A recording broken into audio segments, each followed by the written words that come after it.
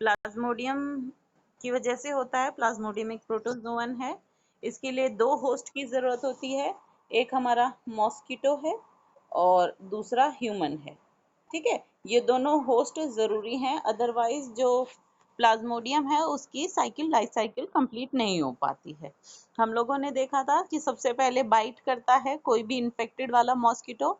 Bite करने से वो सबसे पहले जो भी हमारा प्रोटोजोअन है उसकी एक स्टेज होती है लाइफ की, जिसको हम कहते हैं स्पोरोजोइट्स। स्पोरोजोइट्स जो हैं वो एंटर कर जाते हैं ह्यूमन ब्लड के अंदर। ब्लड से ये सब जाते हैं लिवर के अंदर। ठीक है, लिवर सेल्स को एक बार ये इनहेबिट करने के बाद एक बार लिवर सेल के अंदर एंटर कर जाते हैं, फिर ये सेक्सुअली और एसेक्सुअली रिप्रोड्यूस करते हैं। ठीक है, जब ये एसेक्सुअली रिप्रोड्यूस करते हैं लिवर सेल के अंदर, और उसके बाद एक और स्टेज बनाते हैं जिसको हम मीरोजोइट्स कहते हैं। अब ये जो मीरोजोइट्स हैं ये पहुंच जाते हैं ब्लड के अंदर वापस। ठीक है, तो याद रखना ब्लड में ये 2 टाइम्स आता है, एक तो जब ये एंटर करता है उस समय पे, और दूसरा ये जो सेकंड स्टेज है लिवर को इन्फेक्ट करने के बाद में। तो लिवर को इन्फेक्ट करने के बाद में सेकंड टाइम ये ब्लड में आता है, तो उस टाइम पे क्या होता है, फिर ये सेक्सुअली रिप्रोड्यूस करता है। ब्लड में सेक्सुअली और एसेक्सुअली दोनों तरीके से रिप्रोड्यूस करता है, लेकिन सेक्सुअली रिप्रोड्यूस करने से जो इसके गेमीट्स बनते हैं, मेल और फीमेल जो गेमीट्स बनते हैं, ये वो गेमीट इन्फेक्टिव स्टेज है जो कि नेक्स्ट अब मॉस्किटो के अंदर एंटर करेगी, और इससे आगे का जो डेवलपमेंट है वो मॉस्किटो के अंदर होता है। ठीक है, तो इन केस ये जो इन्फेक्टेड वाला ह्यूमन था उसके अंदर उसके हैंड को, पैर को, या किसी भी तरीके से कोई मॉस्किटो बाइट करता है, और जब वो बाइट करता है जितना ब्लड उसने लिया है उस ब्लड के अंदर ये दोनों मेल और फीमेल गेमीट्स प्रेजेंट हैं। तो नेक्स्ट स्टेज क्या होगा कि ये जो मेल और फीमेल गेमीट्स हैं ये गेमीट्स पहुंचेंगे मॉस्किटो के गट के अंदर। गट यानी जो डाइजेस्टिव सिस्टम है, डाइजेस्टिव सिस्टम के अंदर यहाँ इसका फर्टिलाइजेशन होगा। फर्टिलाइजेशन के साथ में आगे का डेवलपमेंट होगा, और डेवलपमेंट होकर जो स्टेज बनेगी स्पोरोफाइट।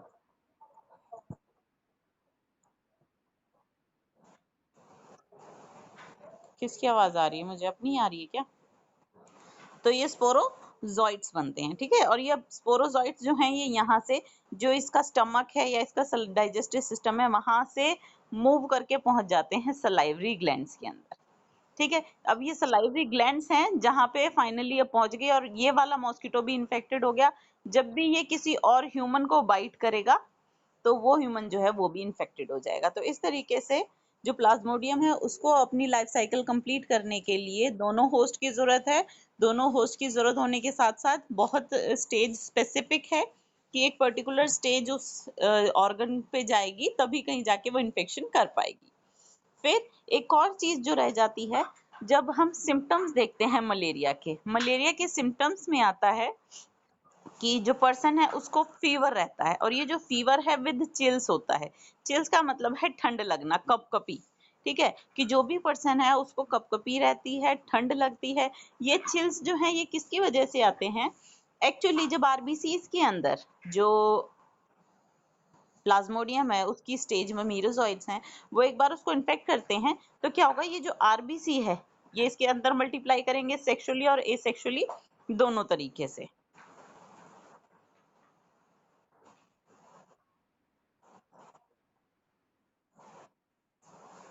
हम्म, हाँ,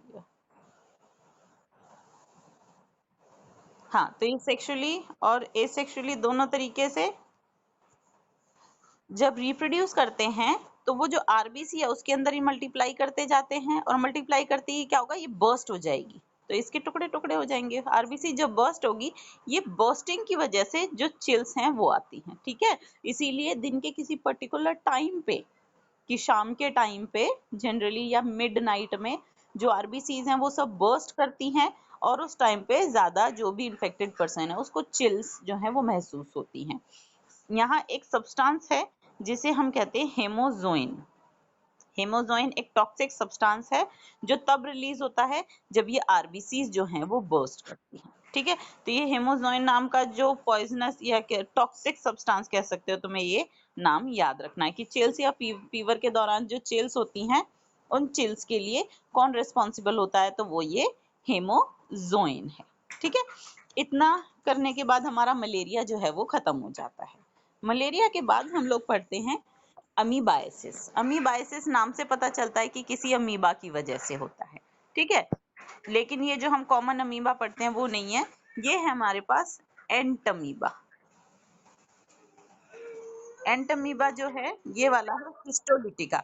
जब इनके नाम लिखोगे तो नाम लिखते समय एक चीज याद रखना, जो स्पीशीज नेम है उसमें पहला वर्ड कैपिटल होना चाहिए, लेकिन सॉरी हाँ, जो जीनस है उसका ये पहला वर्ड कैपिटल होना चाहिए, लेकिन ये जो स्पीशीज है ये एच छोटा होना चाहिए। ठीक है, सेकंड वर्ड जो है हमारे पास, ये भी एक प्रोटोजोन है जिसकी वजह से जो इन्फेक्टेड है वो है लार्ज इंटेस्टाइन।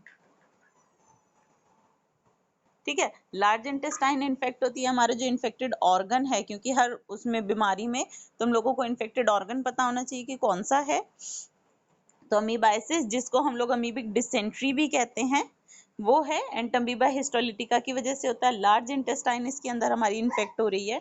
तो अब लार्ज इंटेस्टाइन यानी हमारा मेनली डाइजेस्टिव सिस्टम से रिलेटेड है, तो इसीलिए जब हम देखेंगे इसके सिम्टम्स क्या क्या होने चाहिए, सिम्टम्स होंगे कॉन्स्टिपेशन, एब्डोमिनल पेन। ठीक है, ये पेन लिख दे रही हूँ मैं सिर्फ, लेकिन एब्डोमिनल पेन है क्योंकि स्टमक से रिलेटेड है। तुम्हारा पेट का जो एरिया होता है एब्डोमेन, एब्डोमेन से रिलेटेड है, इसलिए एब्डोमिनल पेन होगा। क्रैम्प्स हो सकते हैं, क्रैम्प्स होती है कि ऐंठन हो सकती है। ठीक है, ऐंठन हो जाती है कि पेट जो है बहुत टाइट लगता है। फिर ये जो स्टूल्स हैं, स्टूल से लेट्रिन जिसको बोलते हैं, उसके अंदर म्यूकस बहुत ज्यादा हो सकती है और कई बार ब्लड भी हो सकता है। ठीक है, तो ये दोनों चीजें जो हैं वो स्टूल्स में आती हैं। अच्छा, नॉर्मली ऐसा क्यों होता है कि इस तरीके की चीजें जो है ये सब हमारी बॉडी के रिस्पॉन्सेज होते हैं बैक्टीरिया से पीछा छुड़ाने के लिए। ठीक है, हमारी बॉडी कोशिश करती है कि उसको म्यूकस के थ्रू बहुत ज्यादा म्यूकस प्रोड्यूस करके उसको बाहर निकाला जा सके। ठीक है, फिर ब्लड होता है कि इंटेस्टाइन्स के अंदर परफोरेशंस हो जाती हैं। परफोरेशंस होने का मतलब उसमें छेद ओस आते हैं, होल्स हो जाते हैं, जिसकी वजह से ब्लड कैपिलरीज जो है वो बर्स्ट हो जाती हैं और फिर ब्लड जो है वो स्टूल्स में आ सकता है। कैसे फैलता है अगर देखा जाए तो इसके लिए हाउस फ्लाई जो तुम्हारा फूड, हाँ बेटा पूछो।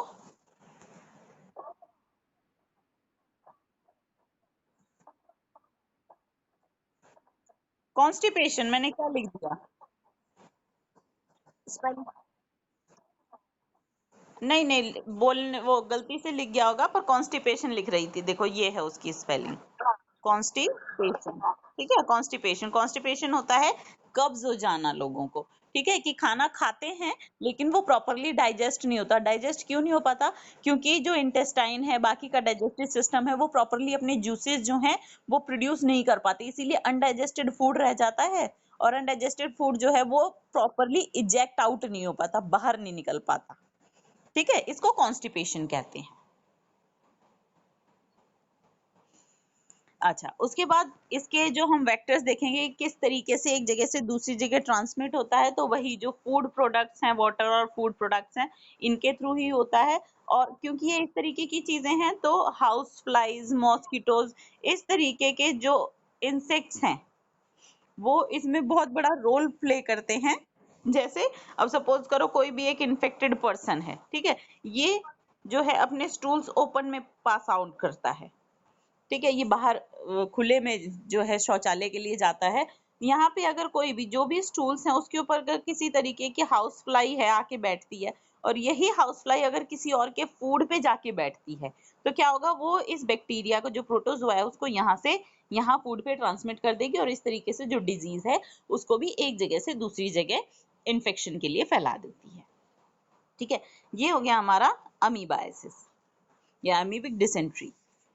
नेक्स्ट हमारा आता है एस्कैरियासिस। अब तक हम लोगों ने दो बीमारियां पढ़ ली हैं, प्रोटोजोन से होने वाली वायरल डिजीज पढ़ ली है, बैक्टीरियल डिजीज पढ़ ली है। नेक्स्ट हमारा आता है वर्म से होने वाली, जो कीड़े होते हैं।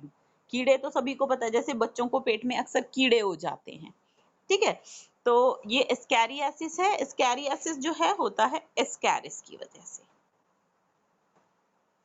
ठीक है। एस्कैरिस क्या है? एक राउंड वर्म है जहां तक मुझे ध्यान है, कॉमन राउंड वर्म। हाँ, इसको हम लोग कॉमन नेम जो है वो राउंड वर्म भी बोला जाता है, क्योंकि नॉर्मली देखने में ये गोल गोल तरीके के, जैसा अर्थवर्म होता है ना, उसी तरीके के गोल कीड़े होते हैं।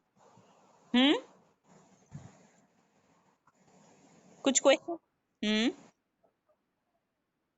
स्लाइड शो नहीं हो रही? मेरी तरफ से तो शेयर्ड है बेटा, क्या हो गया? बाकी सबको हो रही है तो नेटवर्क इशू होगा बच्चे, देख कुछ।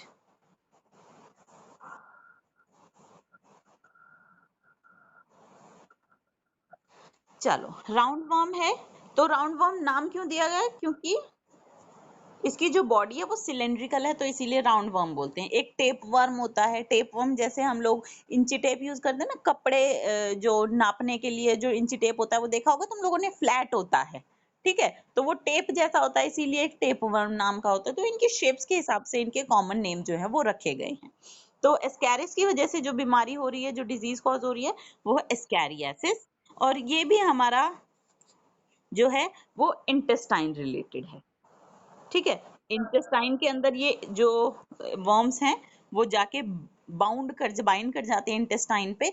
इनके जो माउथ वगैरह होता है, इनका जो इंटीरियर एंड है वहां पे हुक्स होते हैं, तो उन हुक्स की वजह से वो क्या करते हैं, जो वॉल्स हैं इंटेस्टाइन के वहां पे जाके अटैच हो जाते हैं, और एक बार अटैच हो जाते हैं तो सारा का सारा जो भी फूड जाता है उसको डाइजेस्ट, उसमें से जितना भी न्यूट्रिशन है वो वहां से लेते रहते हैं, प्लस तुम्हारी बॉडी में और भी ज्यादा इन्फेक्शन कॉज करते रहते हैं।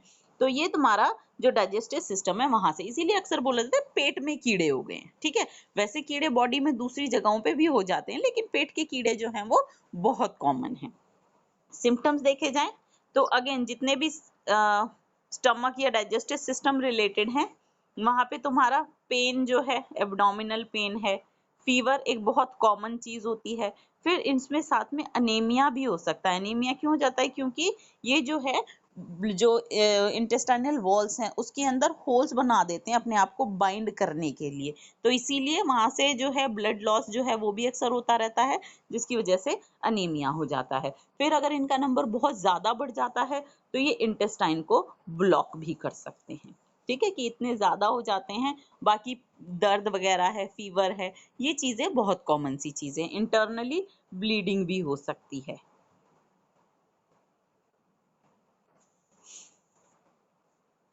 अगर इसका देखा जाए किस तरीके से इसका मोड ऑफ ट्रांसमिशन है, तो मोड ऑफ ट्रांसमिशन वही जो इन्फेक्टेड फीसेस हैं, कोई भी पर्सन है जिसके अंदर ये वर्म्स प्रेजेंट हैं, वो वर्म्स जो हैं वो अपने एग्स ले करते हैं, वो एग्स जो हैं वो स्टूल्स के साथ बाहर आ जाते हैं, और बाहर आने के बाद वही हाउस फ्लाइज या दूसरे जो इंसेक्ट्स हैं उनके ऊपर बैठते हैं, और फिर वो किसी और के फूड पे जाते हैं। ये बाहर से आते हैं बेटा, बॉडी में कभी खुद से नहीं आती कोई भी चीज, क्योंकि इन्फेक्शियस है ना। तो इसके वही मैं बता रही हूँ तुम लोगों को कि कोई भी इन्फेक्टेड पर्सन है, उसकी बॉडी में जो इंटेस्टाइन है उसके अंदर एग्स प्रोड्यूस होंगे, एक बार वहां पे कीड़े हैं, ठीक है, वो कीड़े भी कहीं और से नहीं आएंगे, बाहर से कहीं से इन्फेक्शन हो के तुम लोगों ने, जैसे बच्चों को कहते हैं, अक्सर बच्चों को हो जाती है, और बच्चों को कहाँ से हो जाती है, वो क्या करते हैं, बाहर से मिट्टी खा लेते हैं, नीचे पड़ी हुई चीजें खा लेते हैं, तो क्या होता है, जो बाहर मिट्टी है उसमें ऑलरेडी ये जो वर्म्स वगैरह हैं इनके एग्स प्रेजेंट होते हैं, ठीक है। वो एग्स एक बार अंदर चले गए, अंदर जाके उनको उनका जो भी सूटेबल इन्वायरमेंट है वो मिल जाता है। सूटेबल इन्वायरमेंट मिलते ही वो हैच आउट कर जाते हैं और वहां पे उनका डेवलपमेंट हो जाता है। एक बार वो अंदर डेवलप कर गए फिर वो और ज्यादा एग्स प्रोड्यूस करने शुरू कर देते हैं। वो एग्स जब भी जो पर्सन है वो स्टूल्स पास ऑन करेगा, लेट्रिन बाहर निकालेगा, उस लेट्रिन के साथ में जो एग्स हैं वो रहेंगे। एक बाहर से कोई और फ्लाई आती है, हाउस फ्लाई आती है, मॉस्किटो आता है, या इस तरीके का कोई भी इंसेक्ट आता है, उस पे बैठता है, उसको कैरी करता है एग्स को, और फिर कहीं और जाके जो है वो पास ऑन कर देता है। तो सॉइल, वाटर, इस तरीके की चीजें जो भी कंटेमिनेटेड हैं, जिसके अंदर इसके एग्स प्रेजेंट हैं, वो सभी चीजें एक तरीके से चीजों को स्प्रेड करने के लिए काफी होती हैं, ठीक है। तो कहीं से भी अपने आप से कीड़े नहीं होते किसी को, जब तक इन्फेक्टेड कोई भी चीज अंदर नहीं लोगे बॉडी के। इसीलिए हमेशा कहा जाता है कि बाहर से कोई भी चीज आती है, मिट्टी लगी हुई है, कुछ भी तरीके से उसको हमेशा वॉश करके खाओ, ठीक है, क्योंकि खेतों में भी मिट्टी होती है, वहां पे बहुत सारे डिफरेंट डिफरेंट तरीके के वर्म्स के एग्स हो सकते हैं। ठीक है, वो अगर बॉडी में जाएंगे तो वर्म्स में डेवलप हो जाएंगे, तो अच्छे से अगर उसको धो धा के खाएंगे तो वो सारे जो इन्फेक्शन कॉजिंग एजेंट्स हैं वो सब जो है वो धुल जाते हैं। ठीक है, इसके साथ हमारा एस्कैरियासिस जो है वो खत्म हो जाता है। एस्कैरियासिस के बाद हमारा दूसरा आता है फाइलेरिया। ये भी वर्म से होने वाली डिजीज है, फाइलेरिया से होने वाली डिजीज है फाइलेरियासिस। ठीक है, फाइलेरिया जिसका दूसरा नाम जो है वुशरेरिया, विशरेरिया बैंक्रॉफ्टी और वुशरेरिया मलाई, दो स्पीशीज हैं जो कि नॉर्मली ये बीमारी कॉज कर, बैंक्रॉफ्टी और मलाई। ठीक है, इतना याद रखना है। अब फाइलेरिया है, slow developing chronic inflammation cause करता है, यानी कि धीरे धीरे डेवलप होता है लेकिन बहुत लंबे समय तक चल सकता है। ठीक है, फिर हम देखते हैं हमारे कौन से ऑर्गन को ये अफेक्ट कर रहा है, तो वो है हमारा लिम्फेटिक सिस्टम। ठीक है, लिम्फेटिक सिस्टम अगर देखोगे तो किस चीज के लिए रिस्पॉन्सिबल होता है, ये जो लिम्फ है, लिम्फ नोड्स हैं, इनके अंदर डब्ल्यूबीसीज के भंडार होते हैं। ठीक है, ये डब्ल्यूबीसीज को काम कैरी करते हैं, स्टोर करते हैं, और डब्ल्यूबीसीज का कहाँ काम है, हमारे इम्यून सिस्टम के अंदर। ठीक है, तो एक तरीके से ये क्या करता है, फाइलेरिया वाला जो ये क्या बोलते हैं फाइलेरियल वर्म है, वो हमारे इम्यून सिस्टम को वीक करता है। ठीक है, अब जनरली जो नोड्स होती हैं, लिम्फेटिक वेसल्स हैं, लिम्फ नोड्स हैं, ये प्रेजेंट होती हैं हमारे लिम्स के अंदर। जो लिम्स हैं, फोर लिम्ब, हाइंड लिम्स, यानी हमारे हाथ और पैर जो हैं उनके अंदर प्रेजेंट होती हैं। तो इसीलिए इनका जो असर है, ये जो फाइलेरियासिस नाम की बीमारी है, जिसे हम एलिफेंटियासिस भी बोलते हैं। एलिफेंटियासिस क्यों बोलते हैं अभी बताती हूँ तुम लोगों को, कि जो ऑर्गन्स हैं, लिम्स, जिसमें हमारी आर्म्स और लेग्स आती हैं, ये जो लिम्स हैं, लिम्स ज्यादा अफेक्टेड होते हैं, जिसकी वजह से क्या होता है, इन्फेक्शन होने की वजह से जो साइज है इनका बहुत ज्यादा इंक्रीज कर जाता है। ठीक है, क्योंकि एक तो उसके अंदर बहुत ज्यादा डेवलप करते हैं, प्लस हमारा जो इम्यून सिस्टम है, जो लड़ने की ताकत है, वो धीरे धीरे कम हो रही है, तो इसीलिए इन्फेक्शन जो है वो धीरे धीरे बहुत ही ज्यादा बढ़ता जाता है। ठीक है, जिसकी वजह से ग्रॉस डिफॉर्मिटीज हो जाती है। डिफॉर्मिटीज, डिफॉर्मिटीज का मतलब है कि जैसी फॉर्म में था वो वैसी फॉर्म में नहीं रहता है, तो हाथ पैर बहुत बड़े बड़े से, सूजे सूजे से, मोटे मोटे से हो जाते हैं, इसीलिए इसको एलिफेंटियासिस कहा जाता है। अगर तुम देखना चाहो तो हम्म, हम इसको कैमरा करके तुम लोग यहाँ देख सकते हो। ये देखो, ये एक पर्सन है जिसके अंदर ये वाला लिम्ब अभी अफेक्टेड है। ठीक है, कि एक लिम्ब के अंदर, इसके अंदर इन्फेक्शन बहुत ज्यादा हो गया, तो साइज देख सकते हो कितनी ज्यादा डिफॉर्मिटी हो गई, यानी कैसी फॉर्म थी और उसकी फॉर्म जो है वो अब कितनी ज्यादा खराब हो चुकी है। ठीक है, नॉर्मली ये पैथोजन जो है वो कैसे ट्रांसमिट होता है, through bite by a female mosquito vector. ठीक है, ये ध्यान रखना, जितने भी बाइटिंग मॉस्किटोज होते हैं वो सभी फीमेल्स होती हैं। Male mosquitoes do not bite humans या और भी किसी को, क्योंकि फीमेल जो मॉस्किटो है वो क्यों बाइट करती है, जनरली उसके जो एग्स हैं उनको डेवलपमेंट के लिए जो ह्यूमन ब्लड है उसका एनवायरमेंट की जरूरत होती है। ठीक है, इसीलिए ये बाइट करती है, और इस बाइट के थ्रू ये क्या करती है। हाँ पूछो।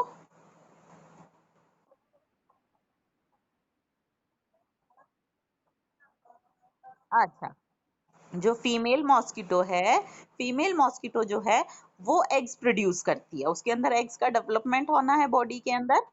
ठीक है, तो उसके जो एग्स हैं उनको नरिश करने के लिए वो ह्यूमन ब्लड लेती है। ठीक है, क्योंकि ह्यूमन ब्लड के एनवायरनमेंट में उसके जो एग्स हैं वो अच्छे से डेवलप करते हैं, और इसीलिए वो ह्यूमन ब्लड कहाँ से आएगा, जब वो बाइट करेगी। ठीक है, तो इसीलिए सिर्फ फीमेल मॉस्किटोज जो हैं जनरली वो बाइट करती हैं, मेल जो हैं, मेल मॉस्किटोज वो बाइट नहीं करते हैं। मेल मॉस्किटोज अपना फूड कहाँ से लेते हैं, जो फ्लावर्स हैं, उनका जूस है, नेक्टर वगैरह है, उनमें से लेते हैं।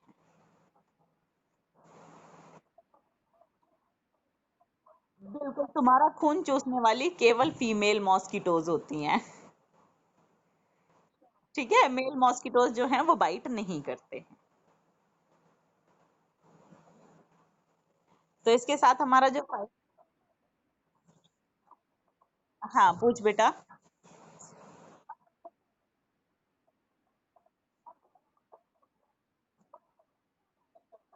स्टेराइल बिल्कुल हो सकते हैं, क्योंकि ये जो है वो जेनाइटल ऑर्गन को भी अफेक्ट करते हैं। लिम्स तो करते हैं जनरली, बट जो जेनाइटल ऑर्गन्स हैं, कहाँ गया, कहीं लिखा हुआ था शायद कि जना हाँ जेनाइटल ऑर्गन्स को भी ये करते हैं। कहाँ पढ़ा था, अभी तो पढ़ा था यार, ये रहा। The genital organs are also often affected. ठीक है, तो इसकी वजह से अब क्योंकि जेनाइटल ऑर्गन्स को अगर अफेक्ट कर रहा है, तो जाहिर सी बात है जो भी पर्सन है वो स्टेराइल हो सकता है। ठीक है, चलो इसके बाद हमारा नेक्स्ट आ जाता है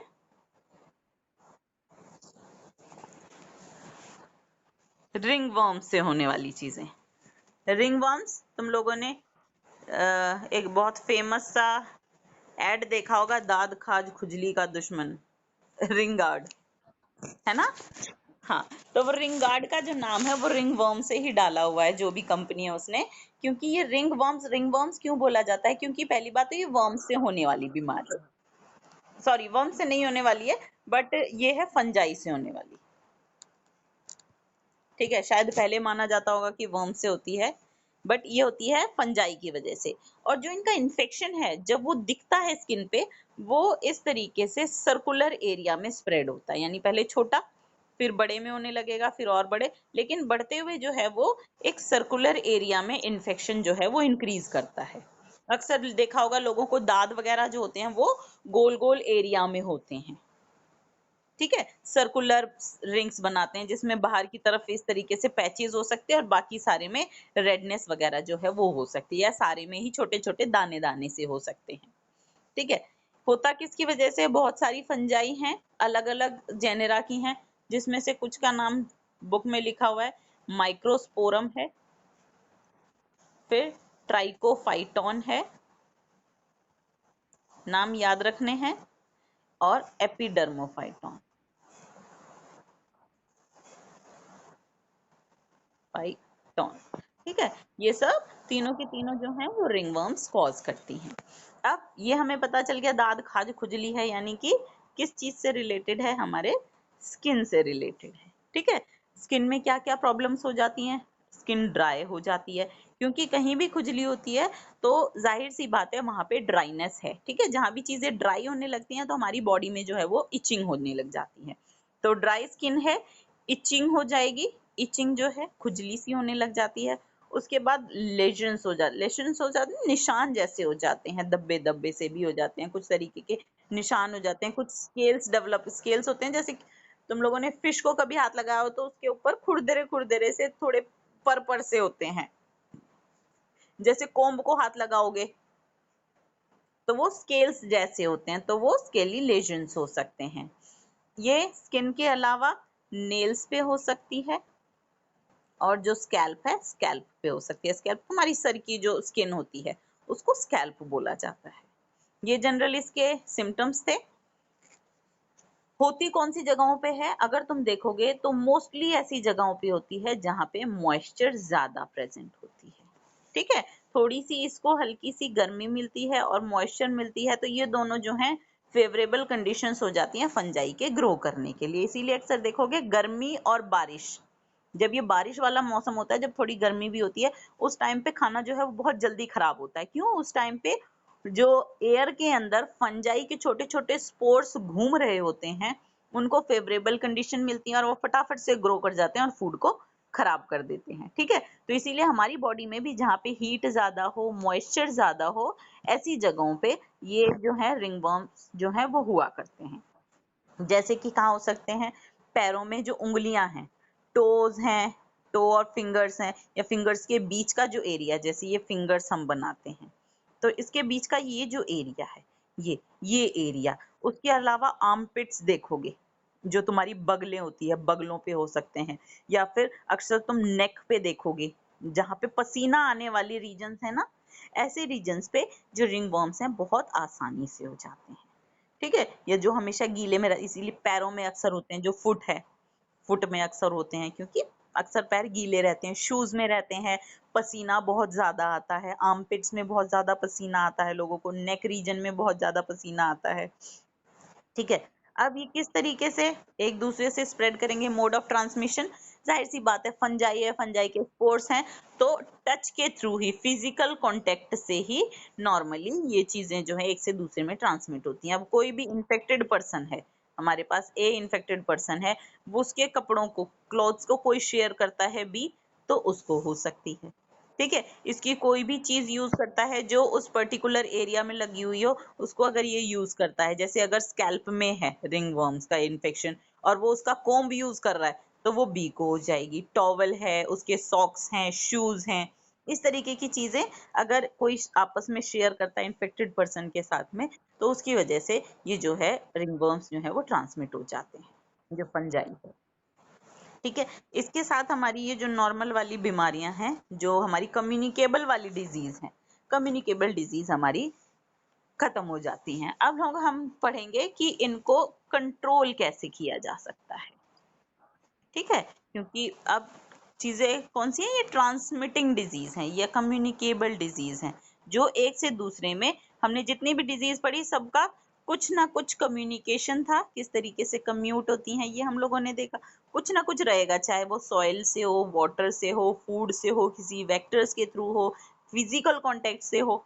ठीक है, तो हमेशा कुछ ना कुछ मोड ऑफ ट्रांसफर जरूर रहता है, इसीलिए इनका कंट्रोल भी होगा। कंट्रोल किस तरीके से रहेगा, मोड ऑफ ट्रांसमिशन जो है उसको कंट्रोल कर दो। जैसे अगर कोई बीमारी मॉस्किटो से होने वाली है, तो मॉस्किटोज को कंट्रोल करो, कंट्रोल ऑफ मॉस्किटोज। मॉस्किटोज को कैसे कंट्रोल कर सकते हैं, मॉस्किटो नेट यूज करके, मॉस्किटो रेपेलेंट यूज करके, उसके बाद इंसेक्टिसाइड्स यूज करके।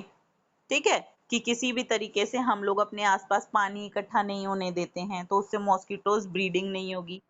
ठीक है, ये जो चीजें हैं ये किस लिए हैं, जो मॉस्किटो बॉर्न डिजीज हैं उनको कंट्रोल करने के लिए। अब जो फूड से हो रही हैं, जो फूड के थ्रू होती हैं, उसके लिए क्या है, पर्सनल हाइजीन मेंटेन करो, सबसे बड़ी बात। ठीक है, पर्सनल हाइजीन मेंटेन करना है कि अपने आप को साफ सुथरा रखो, नहाना धोना डेली का है, ब्रशिंग टीथ, ये सारी चीजें जो हैं वो पर्सनल हाइजीन में आती हैं। फिर दूसरी चीज आती है पब्लिक हाइजीन। पब्लिक हाइजीन का क्या मतलब है, अपने आसपास सफाई रखो। ठीक है, अपने आसपास सफाई रखोगे तो जो डिजीज कॉजिंग एजेंट्स हैं, जैसे फ्लाइज हैं, मॉस्किटोज हैं और बाकी के इंसेक्ट्स हैं, वो एक जगह से दूसरी जगह नहीं जाएंगे, जो हम लोग पैदा ही नहीं होने दे रहे। तो डिजीज अगर किसी को होगी भी तो वो उस आदमी तक सीमित होके रह जाएगी। ठीक है, अच्छा, पर्सनल हाइजीन में एक तो तुम लोगों को जो साफ सफाई वो आती है, साथ में जो बैलेंस्ड, अच्छा तीसरा ही कर लेते हैं हम लोग, कि बैलेंस्ड डाइट लेनी चाहिए। बैलेंस्ड डाइट लेने से क्या होता है कि जो भी पर्सन है उसका इम्यून सिस्टम जो है वो अच्छा हो जाता है। ठीक है, फिर नॉर्मल चीजें हैं कि वाटर जो है क्लीन ड्रिंकिंग वाटर होना चाहिए। ठीक है, जो डिफिकेशन है, डिफिकेशन का मतलब लेटरिन वगैरह जाना है, वो ओपन में नहीं जाना चाहिए, क्योंकि अगर ओपन में जा रहे हो इसका मतलब अगर तुम्हें किसी तरीके की डिजीज है तो तुम बाकी सबको इन्फेक्शन के लिए, जो फ्लाइज वगैरह उनको इनवाइट कर रहे हो, आ जाओ मेरे पास ये इन्फेक्टेड वाला स्टूल है और इस पे बैठो और जाके तुम सारी जगह बीमारियां जो है वो फैला दो। ठीक है, एयरबॉर्न डिजीज के लिए क्या कर सकते हैं, कांटेक्ट हमेशा अवॉइड करें, अवॉइड कांटेक्ट विद जो भी इन्फेक्टेड पर्सन है एयरबॉर्न वाले के लिए। जैसे क्यों बोलते हैं कि खांसते छींकते समय अपने नोज को, अपने माउथ को हमेशा कवर करना चाहिए, वो इसीलिए बोला जाता है कि भाई अगर तुम इन्फेक्टेड हो तो तुमसे जो इन्फेक्शन है वो दूसरी जगहों पे नहीं फैलना चाहिए। उसके अलावा वेक्टर डिजीज, जो वेक्टर ट्रांसमिटेड है उनके लिए भी बता चुकी हूँ, अपने आसपास पानी इकट्ठा मत होने दो, क्लीनिंग करो रेगुलर। उसके बाद फिशेस को इंट्रोड्यूस कर सकते हो, अगर तुम लोग एक वाटर बॉडीज के आसपास रह सकते हो तो वो फिशेस का जो इंट्रोडक्शन है, फिशेस जैसे कि गेम्बूजिया। गेम्बूजिया क्या है, एक ऐसी मछली है जो मॉस्किटो लार्वे को खा जाती है। ठीक है, तो अगर तुम्हारे आसपास कोई पॉन्ड है, मान लो तुम लोग एक रूरल एरिया में रहते हो, गांव का कोई एरिया है, तो वहां पे वाटर बॉडी होना बहुत आसानी सी है। तो उसकी वजह से तुम लोग ये तो नहीं कर सकते कि यार इरिगेशन के लिए पानी चाहिए उसको खाली करके फेंक दो, तो क्या कर सकते हो उसके अंदर गेम्ब्यूजिया नाम की मछली को डाल दो। वो क्या करेगी, जितने भी लार्वे होंगे, मॉस्किटो लार्वे होंगे, उनको खा जाएगी। ठीक है, एक बार लार्वे खत्म हो जाएंगे तो सारे के सारे आगे डेवलप नहीं करेंगे और मॉस्किटो जो है वो पनप नहीं पाएंगे। उसके अलावा तुम घरों में नेट लगा सकते हो, दरवाजों में, खिड़कियों में, स्पेशली सारी जगह जो है वो लाइटिंग प्रॉपर करो। ठीक है, क्योंकि अंधेरे वाली जगह जो होती है जहाँ मॉइस्चर ज्यादा होता है वहां पे हमेशा जो इस तरीके के डिजीज कॉजिंग ऑर्गेनिजम्स हैं वो ज्यादा ग्रो करते हैं। अच्छा, उसके बाद और क्या कर सकते हो, ये तो था जो हम कर सकते हैं। कुछ वैक्सीन जो है वो प्रॉपर लेने चाहिए। ठीक है, वैक्सीनेशन वगैरह जो है, वैक्सीनेशन या इम्यूनाइजेशन प्रोग्राम्स जो चलते हैं बीमारियों के लिए, जैसे कि पोलियो, डिप्थीरिया, इनके लिए अब कंप्लीटली जो वैक्सीन हैं वो अवेलेबल हैं। तो इन बीमारियों से बचने के लिए तो हम कम से कम वैक्सीन जो हैं वो ले सकते हैं। ठीक है, टेटनस है, जो बीमारियां कंप्लीटली क्योर हो सकती हैं वैक्सीनेशन के थ्रू, तो उनके लिए हम लोगों को वैक्सीनेशन हमेशा अपनाना चाहिए। उसके अलावा फिर अगर हो ही जाती है बीमारी तो फिर प्रॉपर मेडिकेशन लेना चाहिए। ठीक है, प्रॉपर मेडिकेशन लो। बस यही कुछ चीजें हैं जिसकी वजह से हम लोग कंट्रोल कर सकते हैं जो भी बीमारियां हैं। और इसके साथ हमारा जितना ये कम्युनिकेबल डिजीज वाला, इन्फेक्शियस डिजीज वाला जो कॉमन डिजीज इन ह्यूमन वाला टॉपिक है 8.1, ये खत्म हो जाता है। नेक्स्ट हमारा कल से इम्यूनिटी स्टार्ट होगा, इम्पोर्टेंट है, जिसके अंदर एंटीबॉडीज का जो स्ट्रक्चर है, उनका फंक्शन है, बहुत ही ज्यादा इंपॉर्टेंट है। प्लीज अवॉइड मत करना क्लास को अगर पढ़ रहे हो तो, क्योंकि तुम्हारा डीओई वाली क्लास तो मेरे ख्याल से काफी पीछे चल रही है। तो वहां पे चैप्टर 6 नहीं हुआ है, चैप्टर 8 अगर तुम लोग कर रहे हो और साथ में चलना चाहते हो तो क्लासेस जो है वो रेगुलरली कर लो। ठीक है, आज के लिए हमारा फिनिश ऑफ हो जाता है। इसका जो एक गूगल टेस्ट है वो मैं बना दूंगी, पिछले सारे टेस्ट हो चुके हैं। अब तुम्हारा एक जो वैसा सब्जेक्टिव वाला टेस्ट है वो बाकी है, देना है कि नहीं देना है? सुना ही नहीं दिया। देना है ना सबको? हाँ, हाँ सबको देना है। ठीक है, अपने फायदे के लिए दो, मेरे फायदे के लिए मत दो। वेरी सिंपल, वरना मेरा तो काम ही बढ़ता है, क्योंकि तुम लोग का टेस्ट लूंगी तो फिर तुम मेरे पीछे भी पड़ोगे, मैडम टेस्ट के नंबर भी बता दो, तो मुझे चेक करने के लिए भी भारी पड़ जाता है। बट स्टिल मैं चाहूंगी कि सब टेस्ट दे दो। ठीक है, तो टेस्ट मैंने कब का रखा था, फ्राइडे या सैटरडे? किसी को याद नहीं है? 12